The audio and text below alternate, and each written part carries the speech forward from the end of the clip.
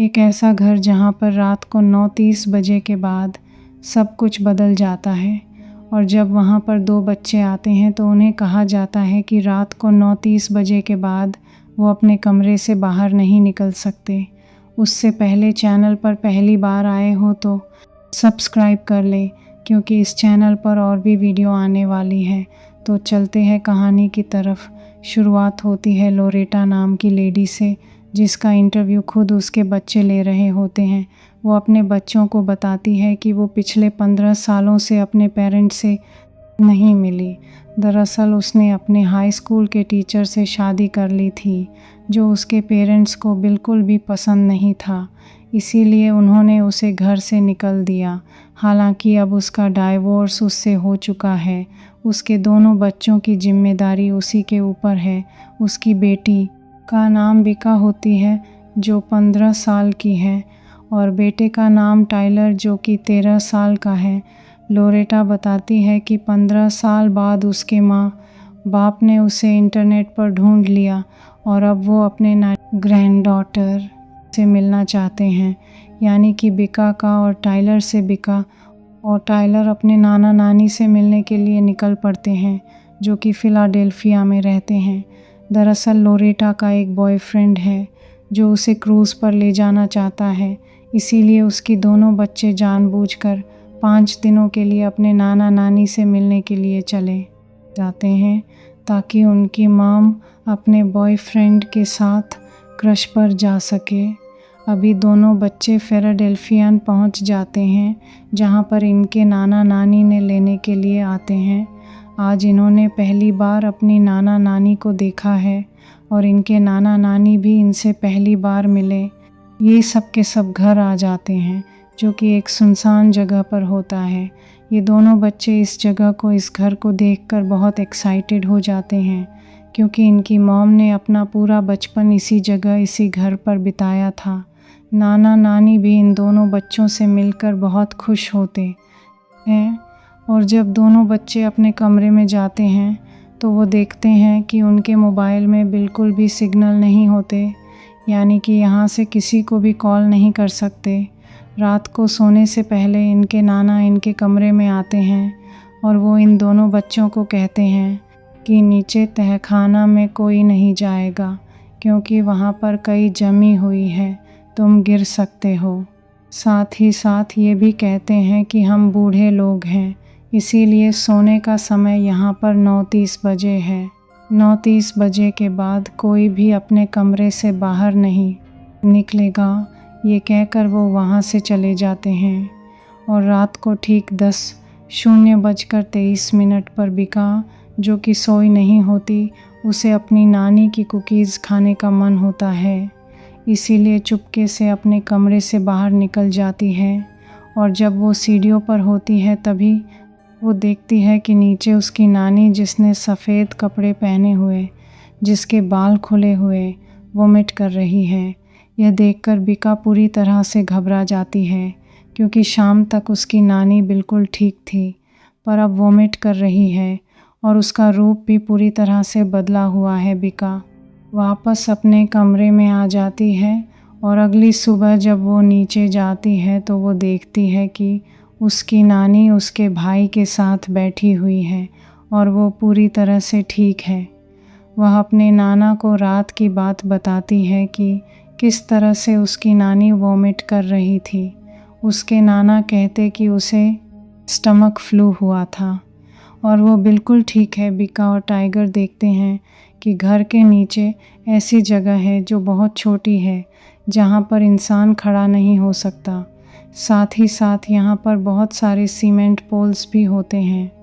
ये दोनों की दोनों यहाँ पर हाई डेंसिटी यानी कि लुक्का छुपी खेलने का डिसाइड करते हैं, और जब भी दोनों अंदर होते हैं तभी एक बड़े बड़े बालों वाला साया बिका की तरफ झपटता है, पर बिका वहाँ से भाग जाती है। इसके बाद वो साया टाइलर के पीछे भी जाता है, पर टाइलर भी निकल जाता है और अब बिका अपने भाई को देख रही होती है और वह साया धीरे धीरे उसकी तरफ बढ़ रही होती है। वह साया कहती है कि मैं तुम्हें पकड़ लूँगी। बिका घबराकर जल्दी से वहाँ से निकल जाती है और जब दोनों भाई बाहर आ जाते हैं तभी उन्हें के पीछे घुटनों के बल रेंगते हुए वही साया आता है और यह इनकी नानी होती है। वो ज़ोर ज़ोर से हंसना शुरू कर देती है। वो कहती कि मैं तुम्हारे लिए खाने के लिए कुछ बनाती हूँ और हंसते हुए वहाँ से चली जाती है। बिका पूरी तरह से शॉक होती है कि यह था तो था क्या। अब ये अपने नाना के साथ उस स्कूल में जाते हैं जहाँ पर इनकी मॉम पढ़ा करती थी। ये यहाँ पर सब कुछ रिकॉर्ड कर रहे होते हैं। दरअसल ये यहाँ पर एक डॉक्यूमेंट्री भी बना रहे हैं और तभी इन बच्चों के नाना कहते हैं कि शायद हमारा कोई पीछा कर रहा है। वहाँ पर एक लड़का खड़ा होता है। इन बच्चों के नाम और उसे लड़के की तरफ जाते हैं और उसे मारना शुरू कर देते हैं। ये देखकर बिका और उसका भाई पूरी तरह से हैरान होते हैं। दरअसल वो लड़का इनका पीछा नहीं कर रहा होता, वो इन्हें जानता भी नहीं है। बिका और टाइलर उस लड़के को अपने नाना से छुड़वाते हैं और ये सब के सब घर आ जाते हैं। रात को जब बिका और टाइलर अपने कमरे में सो रहे होते हैं तभी बिका की नींद खुल जाती है। उसे दरवाजे के बाहर से कुछ खुरचने की आवाज़ आती है। ऐसा लगता है कि कोई नाखूनों से बाहर कुछ खुरच रहे हैं।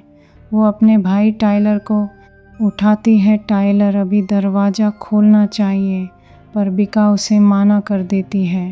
टाइलर दरवाज़ा खोल देता है और वो देखता है कि बाहर उसकी नानी होती है जिसने एक भी कपड़ा नहीं पहनी होती हैं और उसका चेहरा दीवार की तरफ है और वह अपने नाखूनों से ज़ोर ज़ोर से दीवार को खुरच रही होती है।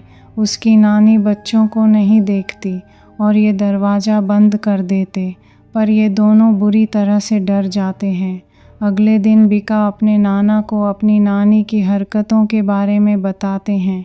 उसके नाना कहते हैं कि तुम्हारी नानी को एक बीमारी है जिसे बच्चों को अपनी नानी की हरकतों के बारे में बताते हैं। सनडाउन कहा जाता है। जिस तरह से कुछ लोग रात को नींद में चलते हैं, ठीक उसी तरह से इस बीमारी में सूरज ढलने के बाद अंधेरा होने पर इंसान अजीब अजीब सी हरकतें करना शुरू कर देता है। अच्छा तो ये होगा कि तुम दोनों में से रात को 9:30 बजे के बाद कोई भी अपने कमरे से बाहर ना निकले। बिका के नाना पार्टी में जाने के लिए तैयार हो रहे होते जो कि कॉस्ट्यूम पार्टी होती है। बिका अपने नाना को कहती कि शायद आपने गलत कपड़े पहन लिए। उसके नाना देखते हैं कि उन्होंने सच में गलत कपड़े पहन लिए होते हैं। वो कहते कि हाँ, शायद उम्र बढ़ने से मेरी याददाश्त कमज़ोर हो रही है। अब कुछ देर बाद खिड़की से इन पार दोनों बच्चों की नानी इन दोनों को बताती है कि तुम्हारी लैपटॉप के कैमरे पर मुझसे कुछ गिर गया। मैंने उसे साफ़ करने की भी कोशिश की पर वो साफ़ नहीं हुआ। यहाँ पर टाइलर को अपनी नानी पर शक है, पर बिका अपने भाई को बताती है कि मैंने गूगल पर सनडाउन सिंड्रोम के बारे में पढ़ा था। उससे बीमारी के जो बीमारी उनकी नानी को है, वो बताती है कि इस बीमारी में सूरज ढलने के बाद इंसान अजीब सी हरकतें करना शुरू कर देता है। उसके शरीर में एक केमिकल रिएक्शन होता है, साथ ही साथ उसका दिमाग भी उसके काबू में नहीं रहता। ये बीमारी अधिकतर बूढ़े लोगों को होती है। उसका भाई उससे पूछता और कंप्यूटर के कैमरे का क्या? उन्होंने कंप्यूटर के कैमरे को ख़राब कर दिया। बिका कहती है उनसे सिर्फ़ एक गलती हो गई।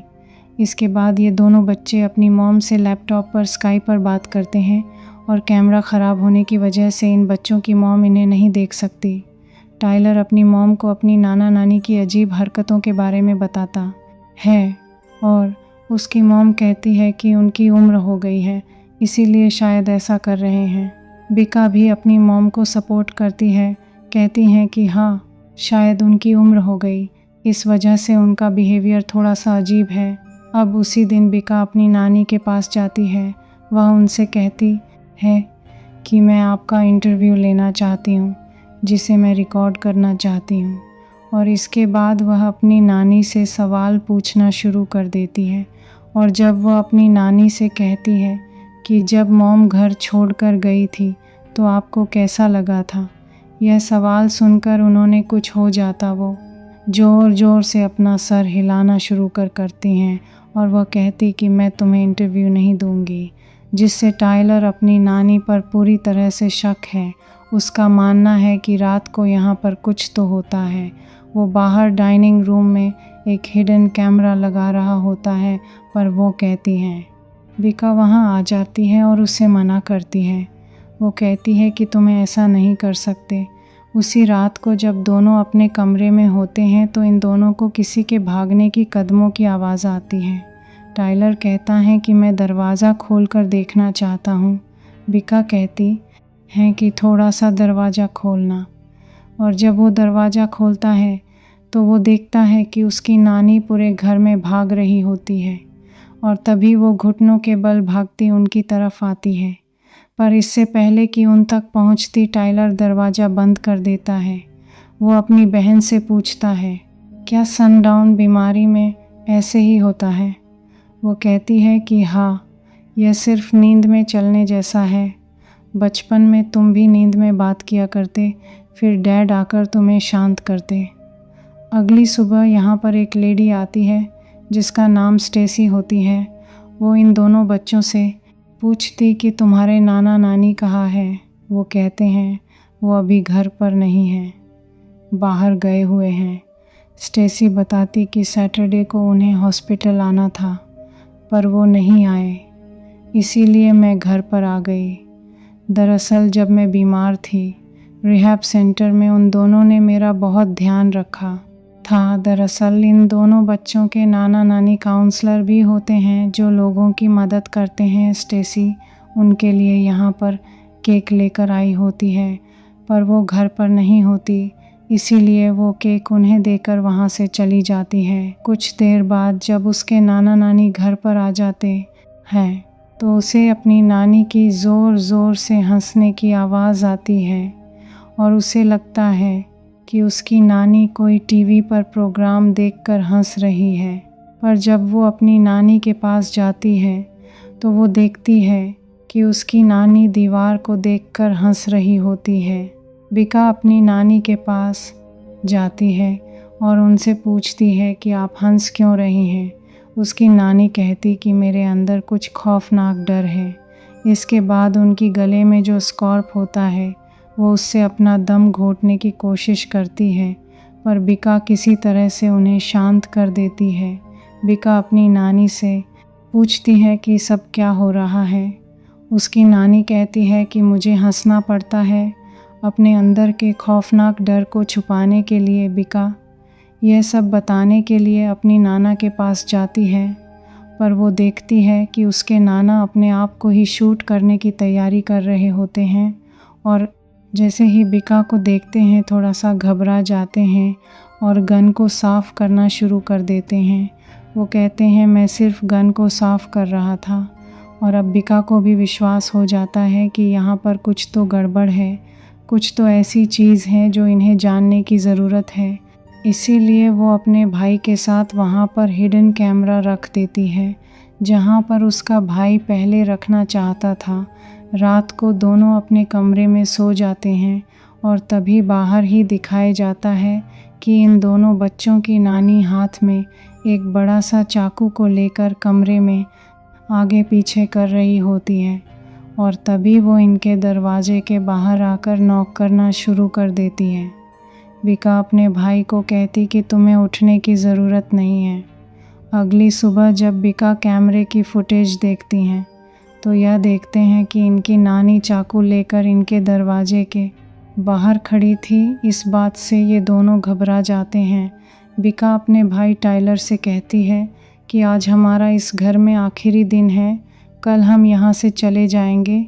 हमें नाना नानी से दूर रहना होगा और उन्हें ऐसा दिखाना होगा कि सब कुछ नॉर्मल है। ये दोनों बाहर खेल रहे होते, तभी इन बच्चों के नाना आकर पूछते हैं कि सब कुछ ठीक तो है ना। बिका कहती हैं मैं आपका इंटरव्यू लेना चाहती हूँ, और अब वो अपने नाना से सवाल पूछती है। वो कहती है जब आप कॉल इंडस्ट्री में काम करते थे तब आपको कैसा लगता था। वो बताते हैं कि जब मैं वहाँ पर काम करता था वहाँ मुझे एक सफ़ेद आकृति नज़र आती थी जो वहाँ पर दौड़ा करती थी। उसकी पीली पीली आँखें थीं और बिका यहाँ पर समझ जाती है कि उसके नाना की भी दिमागी हालत पूरी तरह से ठीक नहीं है। साथ ही साथ यहाँ पर उसकी नाना को एक बीमारी भी होती है जिस वजह से हमेशा डायपर पहनते हैं, क्योंकि उनका इमोशन उनके कंट्रोल में नहीं रहता, उन्हें पता ही नहीं चलता। और वह थी कभी भी पेंट में ही टॉयलेट कर देते हैं।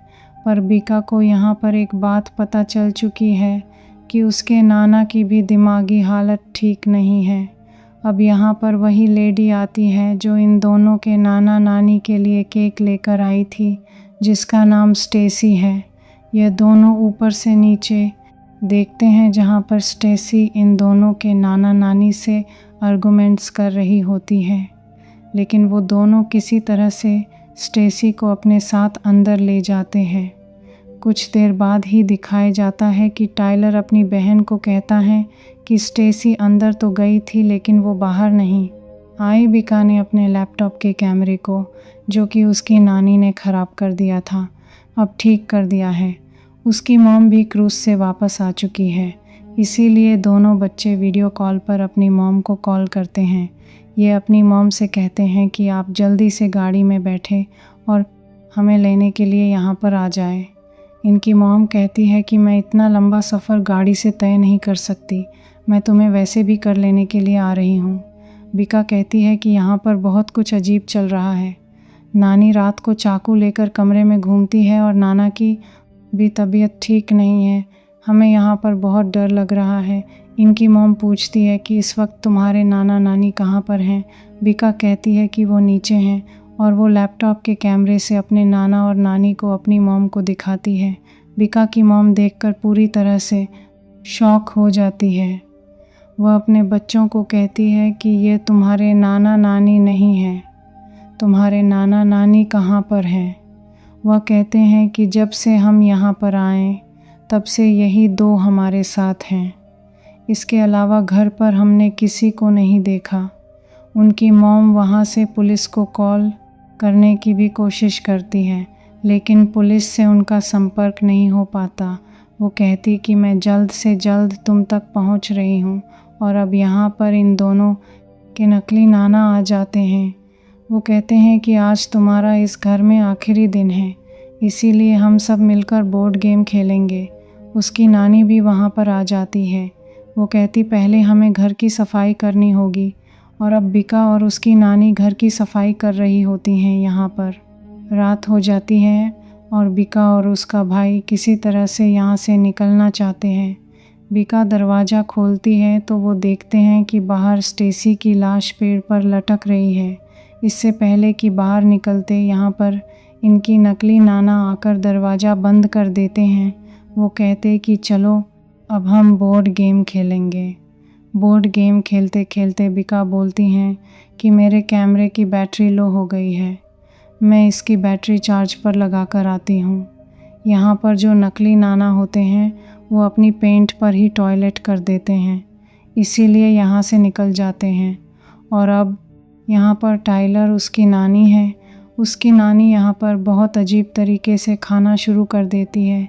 इस बात से टाइलर डर जाता है और टाइलर की नकली नाना वापस आते हैं तो वो देखते हैं कि टाइलर की नकली नानी उसके सामने बहुत अजीब ढंग से खड़ी है। वो कहते हैं शायद 9:30 बज गए और वो उसे अंदर ले जाते हैं। वहीं तय खाना में दिखाया जाता है जहाँ पर बिका अपने असली नाना नानी को ढूंढ रही है। वहाँ पर उसे अपने नाना नानी की असली फ़ोटो दिखती है। साथ ही साथ वहाँ पर उसे एक ड्रेस भी देखती है जिस पर लिखा होता है साइट्रिक हॉस्पिटल। और इसके बाद वहीं पर रखे हुए एक ब्लैंकेट को उठाती है और वो देखती है कि वहाँ पर उसके असली नाना नानी के लाश पड़ी है। यह इस बार बिका डर जाती है और तभी पीछे से वो आदमी आ जाता है जो इतने दिनों से इन बच्चों का नकली नाना बना हुआ था। और यहाँ पर बिका को जो पागल खाने सेक्रेटरी हॉस्पिटल की ड्रेस मिली होती है वो इन्हीं की होती है, यानी कि इनकी दिमाग की हालत बिल्कुल भी ठीक नहीं है। यह बिका को यहाँ से ऊपर ले जाता है और कहता है कि आज रात हम सब की आखिरी रात है। ये बिका को के बाद कमरे में बंद कर देता है। जिस कमरे में इनकी नकली नानी है उसे पागलपन का दौरा पड़ा होता है और वह बिका के ऊपर अटैक कर देती है। पर इससे पहले कि वो बिका को मारती, बिका के हाथ में खिड़की का टूटा हुआ टुकड़ा आ जाता है जिससे वो अपनी नकली नानी को मारता है, जिससे वो अपनी नकली नानी को मारती है देती है। वहीं नीचे टाइलर को दिखाया जाता है जो बुरी तरह से डरा हुआ है। उसका नकली नाना उसे कहते हैं कि मैं तुम्हें कभी भी पसंद नहीं करता था, तुम्हें जाम से प्रॉब्लम है ना। दरअसल टाइलर को जाम से प्रॉब्लम है, वो किसी भी गंदी चीज़ को नहीं छू सकता। अगर वो किसी गंदी चीज़ को छू ले तो उसे कुछ होने लगता है। और यहाँ पर ये नकली नाना अपनी डायपर निकाल कर, जो पूरी तरह से गंदा होता है, टाइलर के चेहरे पर लगा देता है और तभी पीछे से बिका आ जाती है, उसे बूढ़े आदमी पर अटैक कर देती है। टाइलर भी यहाँ पर अपना पूरी तरह से आपा खो देता है और वो उसे दिमागी तौर से नकली नाना को धक्का देकर फ्रिज के पास गिरा देता है और फ्रिज के दरवाजे से लगातार उसकी सर पर मारता है जिससे कि उसकी मृत्यु हो जाती है। बिका बड़ी मुश्किल से अपने भाई को शांत करती है और ये दोनों के दोनों घर से बाहर निकल जाते हैं, जहाँ पर यह देखते हैं कि इनकी मॉम यहाँ पर पुलिस को लेकर पहुँच चुकी है और इस तरह से दोनों बच्चे अपनी किस्मत से, अपनी बहादुर से बच जाते हैं। इन दोनों के जो असली नाना नानी थे हॉस्पिटल में लोगों की मदद करने के लिए, उनकी काउंसलिंग करने के लिए जाते थे और ये दोनों भी उन्हीं के पेशेंट थे जिन्हें वो अपने घर पर ले आए थे। और इन दोनों ने जो दिमागी तौर से पूरी तरह से अनस्टेबल थी, उनको मारकर उनकी जगह ले ली। इन्होंने स्टेसी को भी इसीलिए मारा होता है क्योंकि उसने इन दोनों को पहचान लिया था, क्योंकि ये सब के सब एक ही हॉस्पिटल में थे। और अंत में हमें बिका की मॉम को दिखाया जाता है जो अपनी बेटी के सामने रो रही होती है। वो कहती, मैं अपने माँ बाप के घर जा सकती थी लेकिन मैं कभी नहीं गई क्योंकि कहीं ना कहीं मैं उनसे नाराज़ थी, पर तुम ऐसा मत करना। दरअसल उसकी मॉम और डैड का डाइवोर्स हो चुका होता है और बिका भी अपनी डैड से उसी तरह से नाराज़ होती है जिस तरह से उसकी मॉम कभी अपने मॉम डैड से थी। बिका को अपनी मॉम की बात समझ में आ जाती है और इसी के साथ यह मूवी एक्सप्लेन यहीं पर ख़त्म हो जाती है। यह मूवी एक्सप्लेन पसंद आई हो तो हमारे चैनल को लाइक, शेयर और सब्सक्राइब करना ना भूलें। साथ ही मैंने हॉन्टेड 3D और द इलेक्ट्रॉनिक मम्मी को एक्सप्लेन किया है। इन केस आपने मिस कर दिया है, जाकर देख लेना। मिलते हैं नेक्स्ट वीडियो में।